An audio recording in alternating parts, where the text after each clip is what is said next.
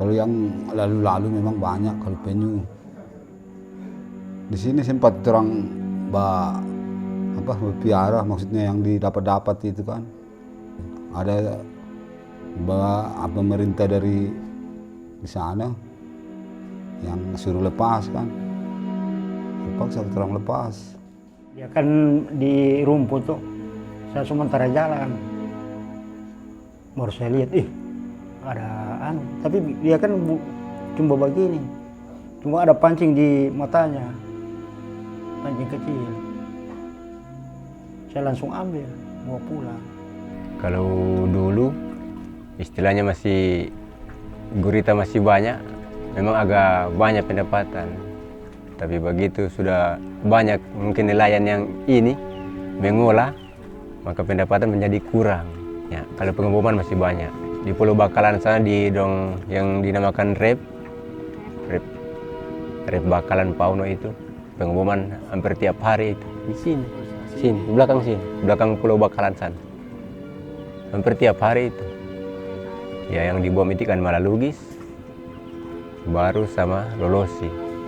Jadi nelayan kecil di sini kasihan macam masyarakat di Sabungan nelayannya kan tidak ada yang pakai barang begitu kan. Survei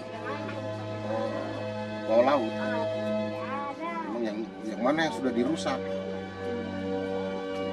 Kayak kemarin juga saya lupa juga tanyakan masalah bagaimana kita menanggapi ini masalah bahan peledak yang marak setiap hari. Kalau dulu ikannya itu di seputaran Pulau Bakalan Pauno sana banyak, tapi sekarang sudah tidak ada lagi dikarenakan oleh bom.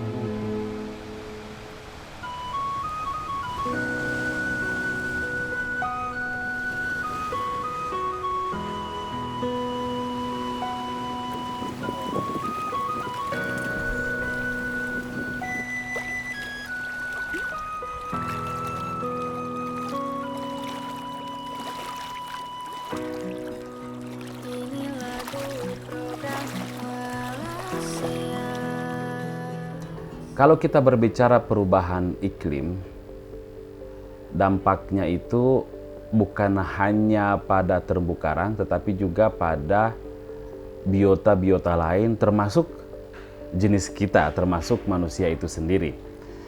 Perubahan iklim dalam kaitannya dengan terumbu karang ialah karena gas CO2 di alam yang terus meningkat itu berdampak langsung terhadap terumbu karang. Kenapa demikian? Jadi gas CO2 yang ada di alam itu dapat menyebabkan hilangnya atau lepasnya alga-alga simbiotik.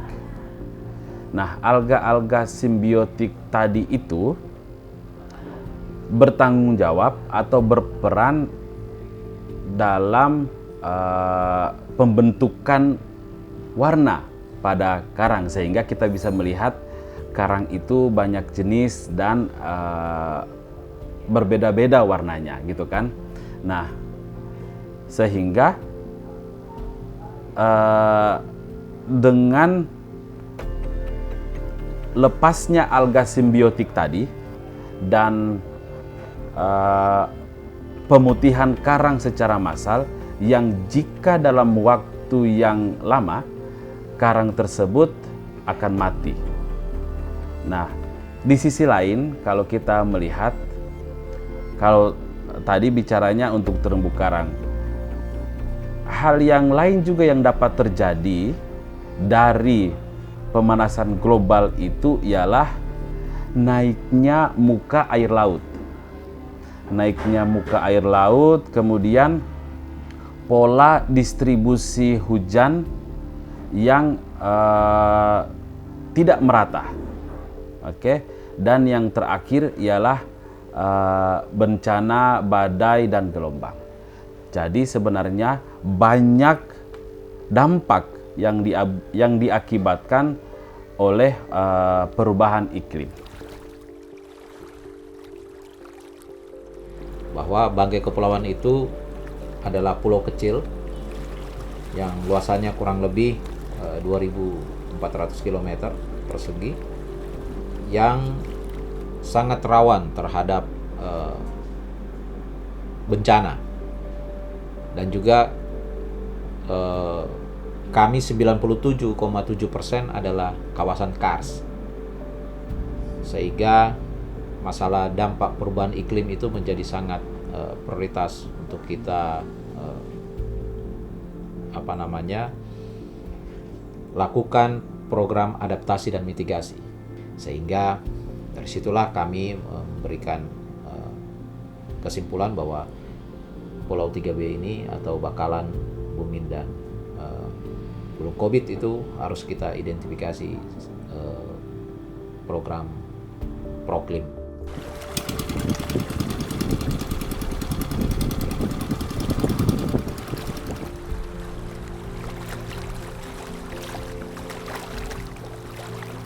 Langsung berkoneksi dengan pabrik atau bagaimana, atau langsung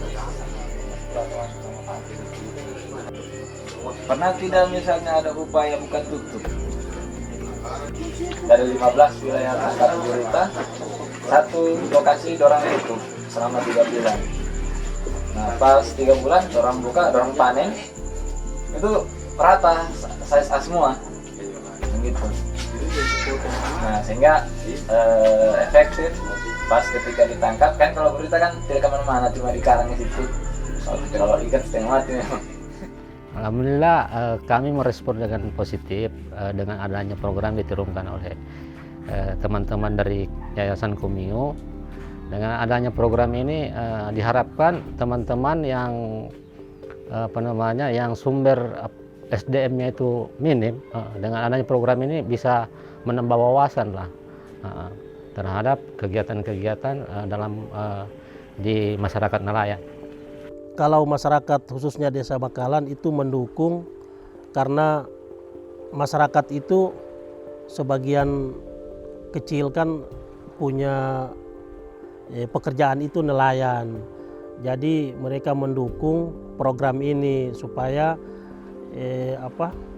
yang mengadakan pemboman di lautan sana bisa berkurang, maksudnya berhenti tapi secara bertahap.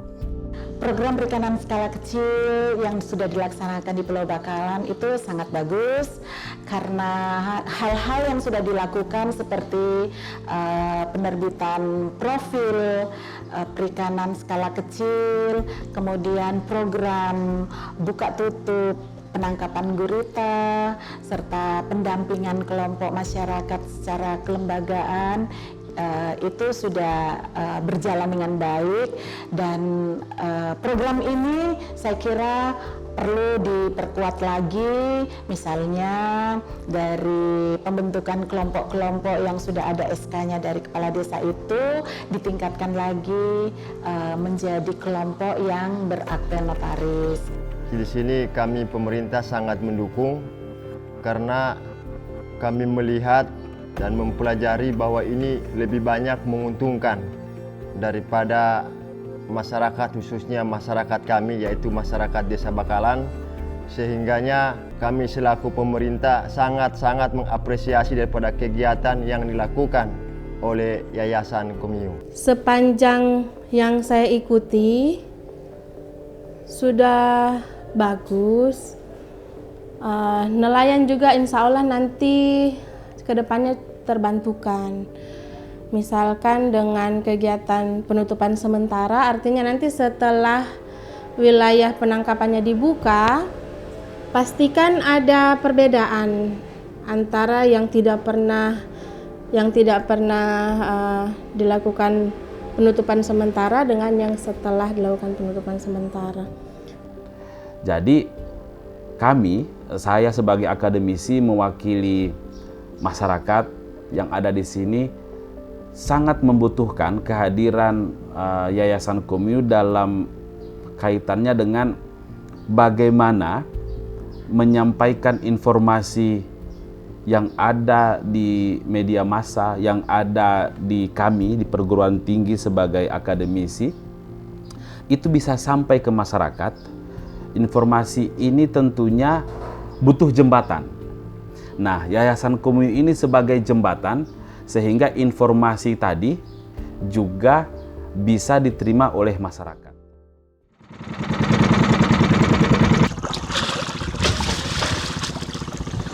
Terang saja kemarin itu ada, tapi tidak banyak juga. Ada sebagian kecil teman-teman di nelayan itu tidak setuju dengan program buka tutup itu. Tetapi alhamdulillah sejak setelah kita dari kelompok dan beberapa teman itu melakukan sosialisasi sama teman-teman yang tidak mengetahui aturan di situ, alhamdulillah pada akhirnya mereka setuju. Karena program itu juga kan tujuannya untuk meningkatkan hasil pendapatan, yang ujung-ujungnya juga kan untuk kepentingan nelayan itu sendiri. Kemarin tentang kendala-kendala ini, ya, walaupun 1-2 orang ya, bukan seluruh kelompok, 1-2 orang yang merasa ya mungkin itu wilayah mereka khusus nangkap di Kurita. Ini kan saya panggil memberi pengertian bahwa ini nantinya ke depan bagaimana. Mungkin hasilnya kemarin agak kurang, tapi dengan sistem buka tutup ini ya mungkin bisa menambah pendapatan. Ya, alhamdulillah kemarin saya selaku pemerintah desa panggil 1-2 orang itu, alhamdulillah mereka tidak keberatan, tetap ikut program karena untuk kebaikan bersama. Saya sampaikan seperti itu.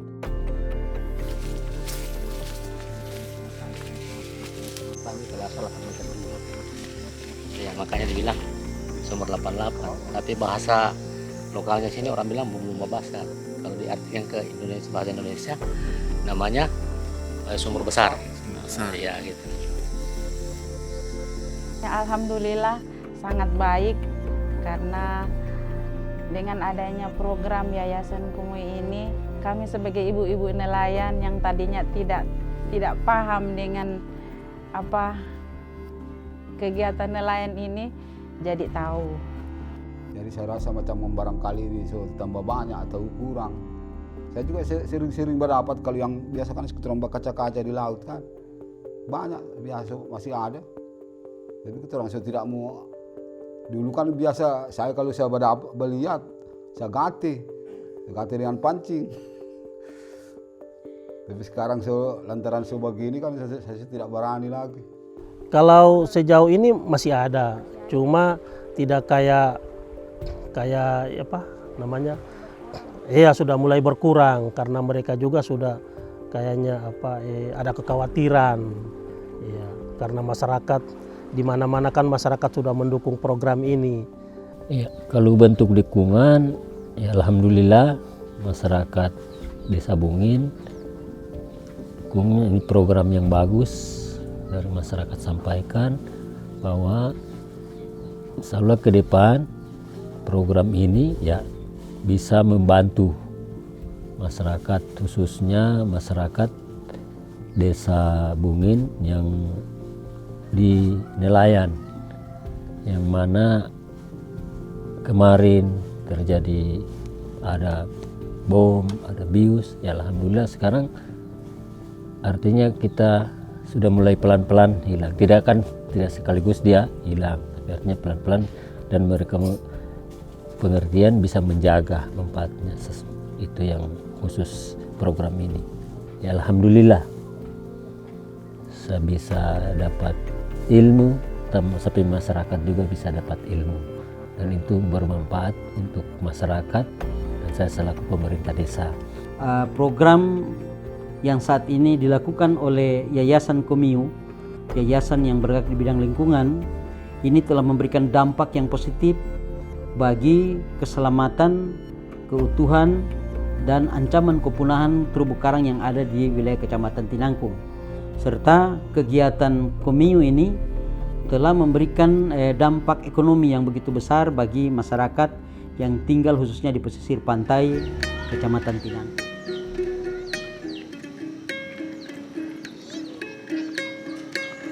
Perbatasan antara belum COVID dengan bungin yang itu diuji coba nanti ke depan. Kesepakatan begitu disosialisasikan, insya Allah bisa. Nah, sehingga kesepakatan ini mau disosialisasikan di dari desa apa tuh datang di situ. Nah, Bongganang.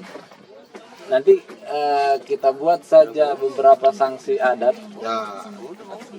Jadi sanksi adat, misalnya kalau ketahuan mengebom di wilayah ini, itu dendanya akan diperberat di sini, di wilayah Bungin intinya.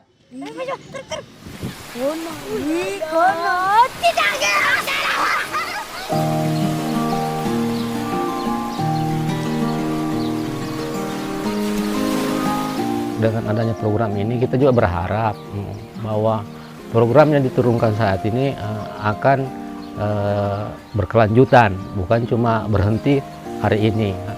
Karena dengan adanya program berkelanjutan, ya kan, kita juga berharap dengan program itu bisa meningkatkan hasil pendapatan masyarakat nelayan. Kami sebagai ibu-ibu nelayan juga meminta supaya Yayasan Komiu bisa membantu kami di dalam mengembangkan atau mendapatkan kegiatan yang lain.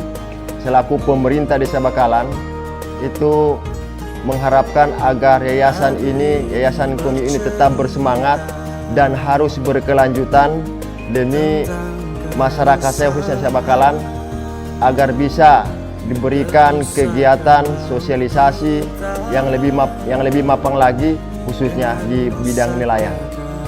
Mudah-mudahan setelah selesai ini kontraknya habis Komiu, tapi tetap komunikasi jalan, tapi untuk program tetap saya jalankan